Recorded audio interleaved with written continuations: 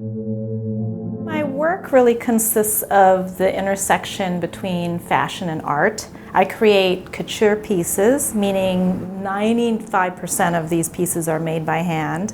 And I work using a sustainable model, so I'm very mindful of the materials I use, my supply chain. You know, I'm making most of the pieces, so it's a very mindful way of creating. I had my own brand in San Francisco when I graduated from uni, and I realized that I was filling up these big bins of waste. And although they were all natural fabrics, they were still waste, and they would eventually have gone to the landfill. And so that kind of terror and concern really inspired me and motivates me to this day to think about how do we continue to use more and more waste material, and also any new materials that I'm using, like the alpaca fibers, how sustainable are they? Alpaca is one of the most sustainable fibers and animals to breed. So that is sort of the crux of my motivation. I work with local farmers. I love my local shepherdesses that I work with to obtain their really beautiful, luxurious fibers. I incorporate alpaca and wool and pygora from all Ohio farms, and I felt them. I use these ancient techniques of nuno-felting and natural dyeing to create the surface design and the textile itself. So it's an interesting process because I'm creating the textile as I'm creating the design.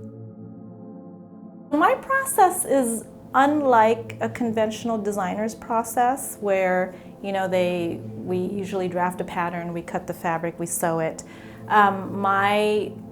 The beginning of my process starts obviously at the concept.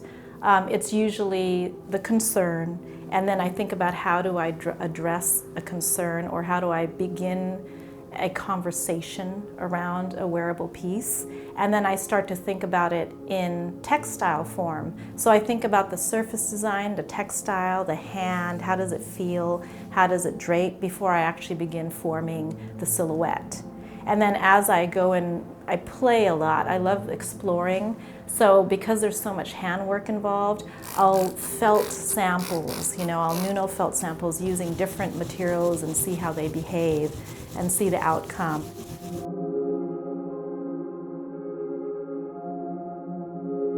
I'll embroider onto the felt sometimes. I'll layer my surface designs. So I create the little pieces of textiles, and then once I know that they're going in the direction I want them to go, I'll naturally dye them. I'll pick my dyes. I have to forage my dyes a lot of times. So when I have all those materials and I like my samples, then I begin to think of the silhouette. And also a lot of times the fibers themselves speak to me, because I know all of the animals whose fibers I use. So, you know, if Gandalf is extra curly that summer, then I'm going to kind of go in the direction where I highlight his curls on the textile.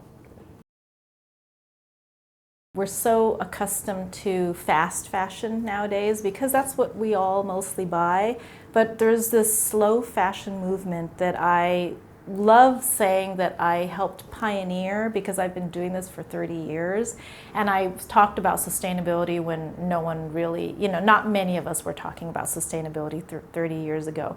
So I think it's important to understand that there's a movement, and it's a slow fashion movement, and everyone can partake in this movement. You know, consumers, makers, designers, manufacturers. I think it's just a sense of mindfulness that we can all have. And it's also, it creates this wonderful connection that I believe happens. So when we can connect with the things that we put on our bodies, we don't want to throw them away. You know, they become special to us, like those beloved pair of jeans that we all have. And so I think that that is a really important platform on which I create, and I'm hoping to continue to pass that down to all of the next generation of makers and artists. One of the most inspiring and moving experiences I had when we were in Cuba was actually going to one of their churches and realizing that as a Filipino American, my culture has so much in common with theirs, down to this idea of having this version of the Virgin Mary that we look to as a deity, and how a lot of our ceremonies and rituals really intersect.